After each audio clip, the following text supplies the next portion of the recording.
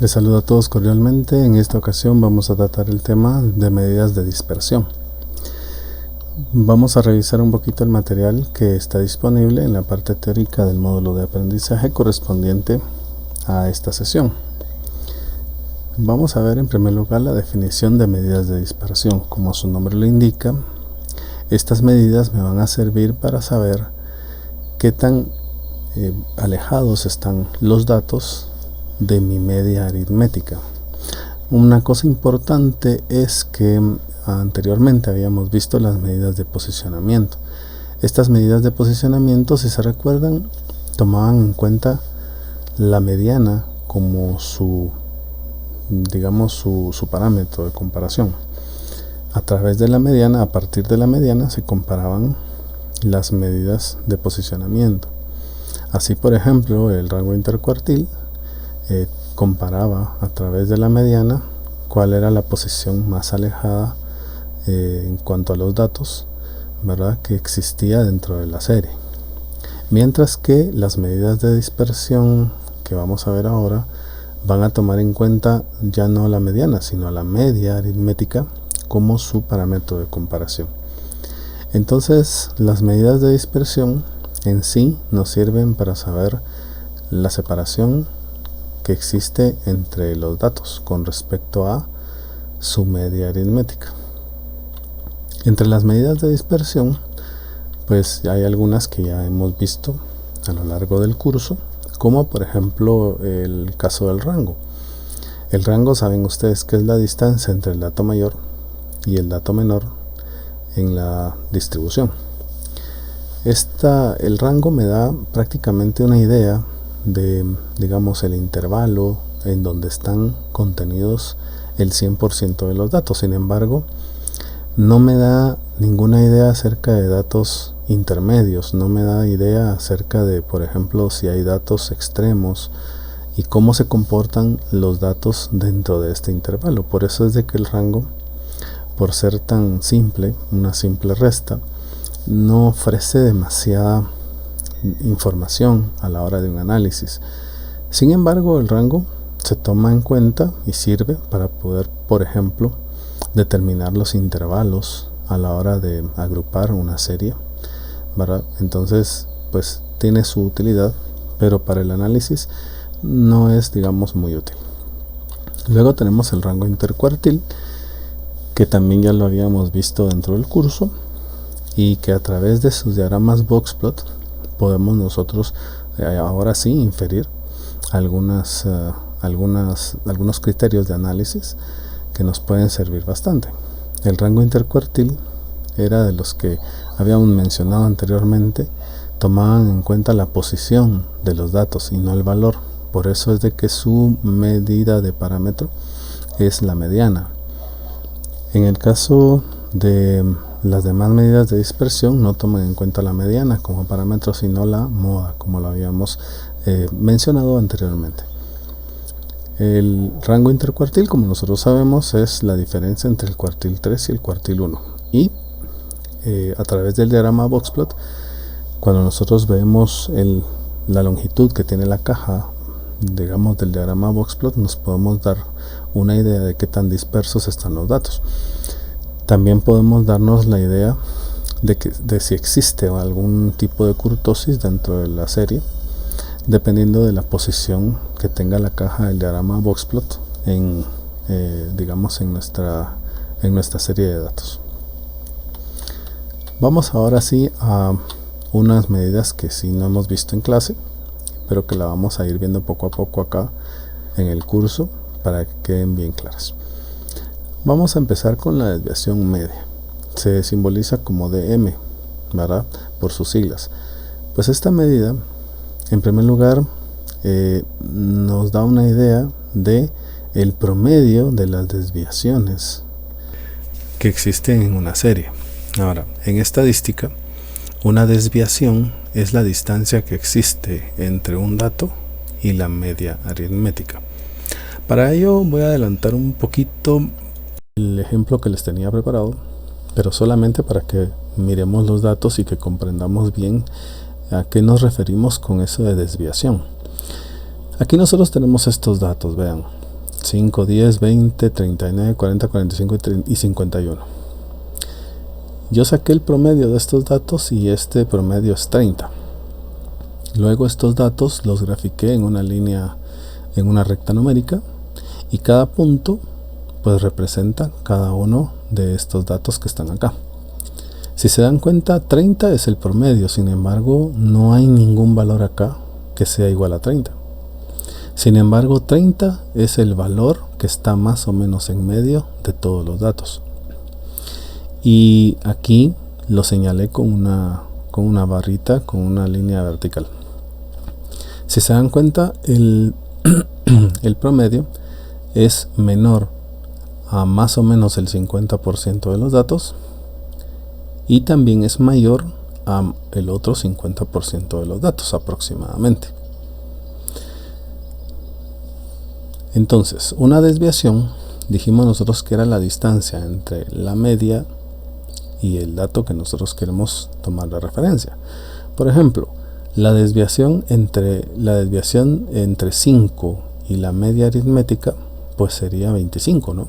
Sería de restar 5 menos la media aritmética. 5 menos 30 me quedaría menos 25. ¿Por qué? Porque este dato es menor que la media aritmética. Aquí podemos ver entonces, cuando calculamos la desviación, que nos sale efectivamente 25. La desviación entre 10 y 30 pues sería menos 20, ya que 10 es menor que la media aritmética, por eso es de que sale signo negativo. Siempre se resta el dato menos la media aritmética. 10 menos 30 pues es menos 20, y aquí está. Entre 20 y 30 es menos 10. Ahora miremos las desviaciones de estos valores de acá. Estas desviaciones van a ser positivas, ya que cuando nosotros restemos el dato menos la media nos va a quedar pues una resta con un resultado positivo. Por ejemplo, este que es 39 menos 30 me quedarían 9.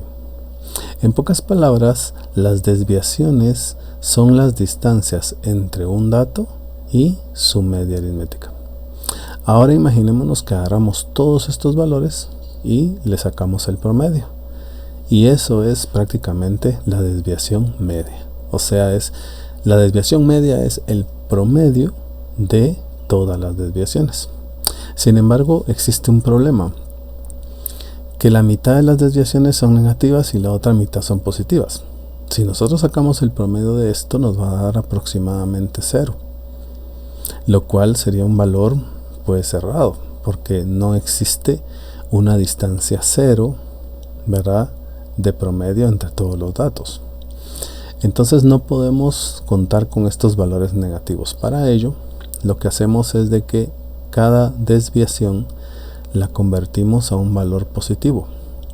Para eso utilizamos entonces el valor absoluto. El valor absoluto se simboliza matemáticamente con estas líneas verticales que están aquí a los lados de la operación. A estas líneas se les llaman plecas. Estas plecas lo que simbolizan es de que vamos a agarrar el valor absoluto de esta resta. ¿Y qué es el valor absoluto? Pues es únicamente el número sin tomar en cuenta el signo. Entonces el valor absoluto de menos 25 es 25 positivos. El valor absoluto de menos 20 es 20 positivos. Y lógicamente el valor absoluto de 10 es 10 positivo, de 15 es 15, y así sucesivamente. Teniendo ya los valores absolutos, los podemos sumar, les dividimos el número de datos y entonces ahí ya tenemos el promedio de las desviaciones. Una desviación entonces es prácticamente la distancia entre un dato y su media aritmética. Habiendo comprendido esto, entonces ya podemos seguir con la definición. ¿Qué es la desviación media entonces? Según la fórmula, la desviación media dice que es la suma de todas las desviaciones dividido el número de datos. En pocas palabras, es el promedio de los valores absolutos de las desviaciones en una serie. Para datos simples, nosotros tenemos cada dato xi menos la media, como lo vimos en el ejemplo. Sin embargo, si nosotros tenemos una agrupación por frecuencias, tenemos que multiplicarle la frecuencia absoluta. a cada desviación. Y si nosotros tenemos una agrupación por intervalos, vamos a multiplicarle la frecuencia absoluta, pero en vez de restar cada dato a la media, le vamos a restar la marca de clase. Entonces, cada marca de clase le restamos la media aritmética y luego lo multiplicamos por la frecuencia. Eso lo sumamos y lo dividimos dentro de n. Seguiría siendo también pues el promedio de los valores absolutos de las desviaciones. Eso sería entonces la desviación media, el promedio de las desviaciones, pero de los valores absolutos de estas desviaciones. Por eso, si nosotros en vez de escribir esta resta, escribimos una d de desviación, podríamos dejar entonces la fórmula de esta manera, que es un poquito más simple. Para datos agrupados por frecuencias y para datos agrupados por intervalos, ya sabemos que acá tenemos que multiplicarle la frecuencia absoluta.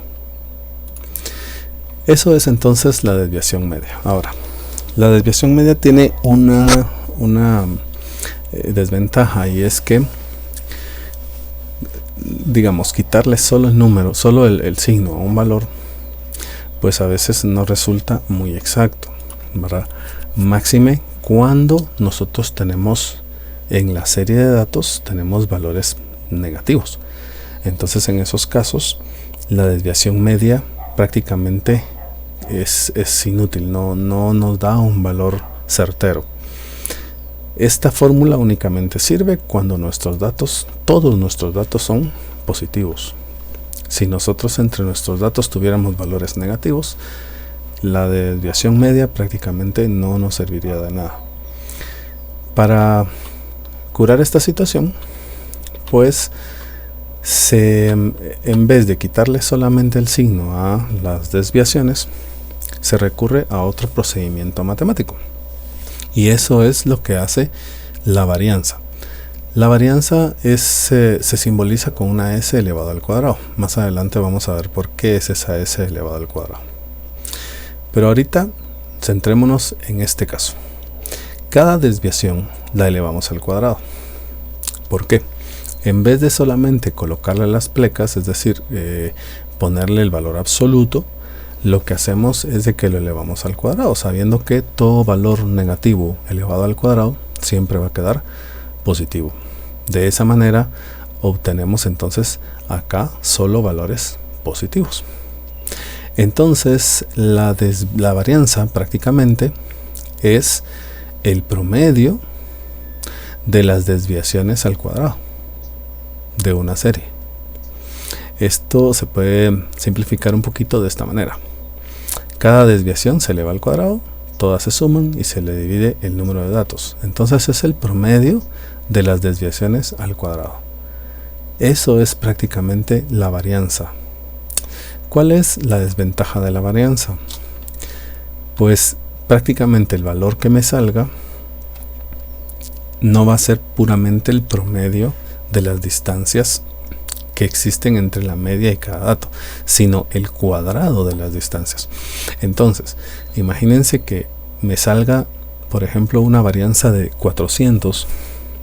En realidad no es que existan 400 de distancia entre la media y cada dato, sino que existiría una distancia de 20, ya que la raíz cuadrada de 400 es 20.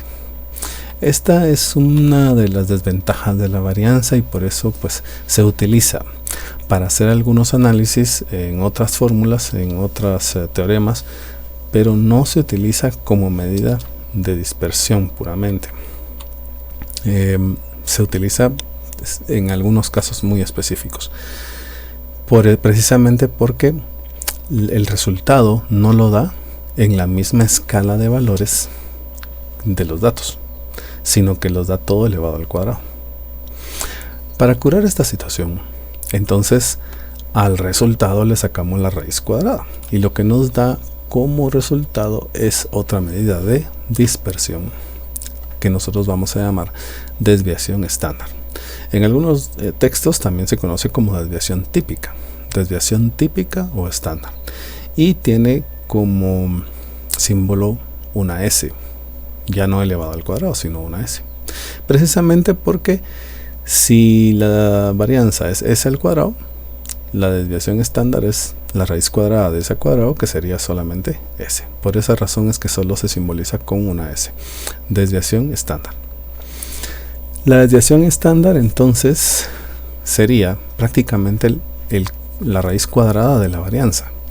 Si la varianza es el promedio de los cuadrados de las desviaciones, entonces la desviación estándar sería la raíz cuadrada del promedio de los cuadrados de las desviaciones. ¿Sí? Y la desviación estándar sí es una medida bastante exacta y muy utilizada en estadística para determinar la dispersión entre datos.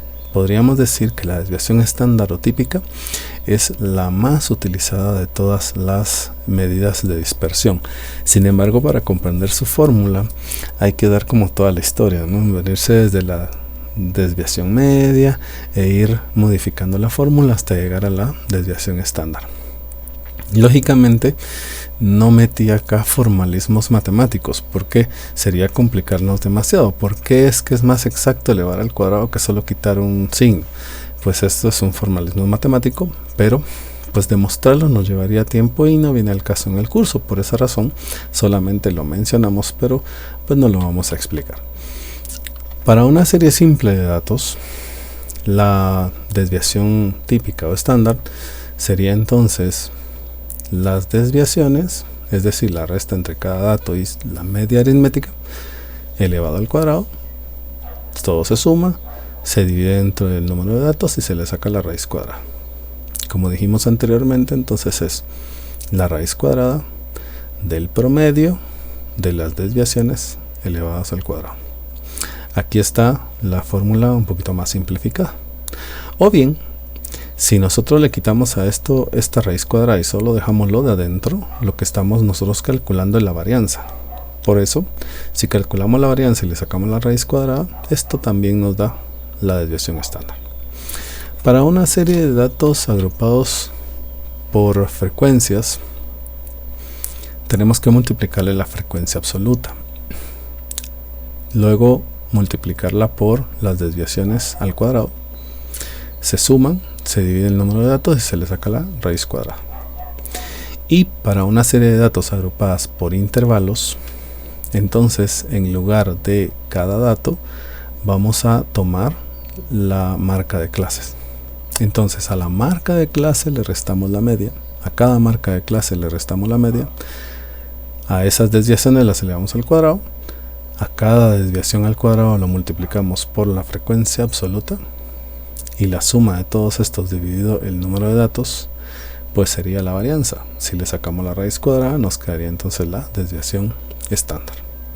Finalmente nos queda esta fórmula que es digamos como la forma más resumida, es la frecuencia absoluta por las desviaciones al cuadrado, la sumatoria de este producto, de estos productos dividido n raíz cuadrada.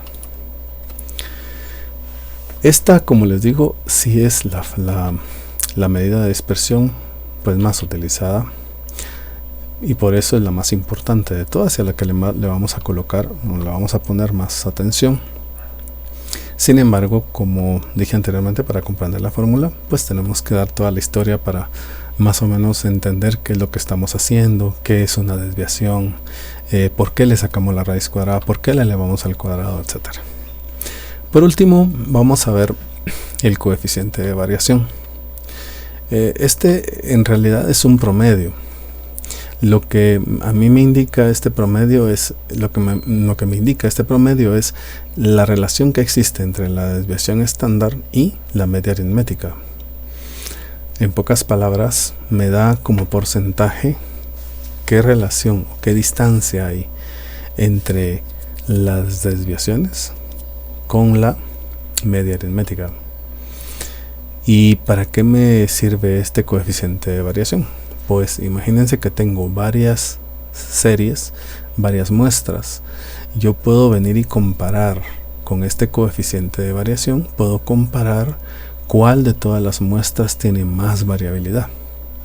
Si el coeficiente de variación me sale 0, quiere decir que prácticamente todos los valores dentro de esa serie son iguales, es decir, no hay variación en ningún valor, todos son iguales a la media. Imagínense que tenemos nosotros como datos, tomamos la altura a 3 personas y las 3 miden 1,70. Entonces mi promedio va a ser 1,70 y mi coeficiente de variación va a ser 0 porque las 3 medidas son iguales. Si mi coeficiente de variación tiene un valor n, pues quiere decir que existe un porcentaje de variación entre los datos y la media aritmética. Lógicamente, entre más alto sea el porcentaje, quiere decir que los datos están más dispersos. Hasta aquí entonces con la parte teórica de este módulo, y pues vamos a proseguir en el siguiente tutorial con algunos ejemplos.